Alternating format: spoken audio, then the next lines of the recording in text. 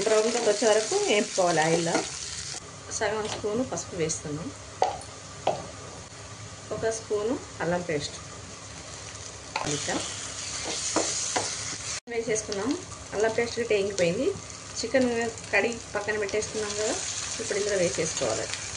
ఇట్లా నీట్గా కలిపేసుకోవాలి. ఇంకా అల్లం పేస్ట్ అంతా ఇదంతా మంచిగా కలిసే వరకు అంతా కలిపేసుకోవాలి. ఇదంతా కలిపేసి మూత పెట్టేసి ఉడికించుకుందాం ఒక 2 నిమిషాలు. ఇప్పుడైతే సాల్ట్ వేసేసుకున్నాం. 1 స్పూన్ సాల్ట్ వేసుకున్నాం, ఇంకా కొంచెం వేస్తున్నా, సరిపోయినంత చూసి తర్వాత వేసుకోవచ్చు, సరిపోకపోతే ఉడికిస్తాం.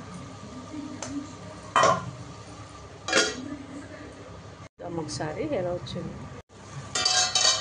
ఇప్పుడైతే పేస్ట్ బట్టి పక్కన పెట్టేసుకున్నాం కదా, కొత్తిమీర పుదీనా పచ్చిమిర్చి పేస్ట్ వేసేసుకున్నాం. కలిపేసుకొని మూత పెట్టేసి ఇంకో 2 నిమిషాలు ఉడకనిద్దాం.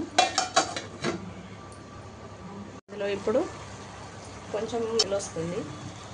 1 స్పూను ధనియాల పొడి వేస్తున్నా, అలాగే కొంచెం మెంతులు జీలకర్ర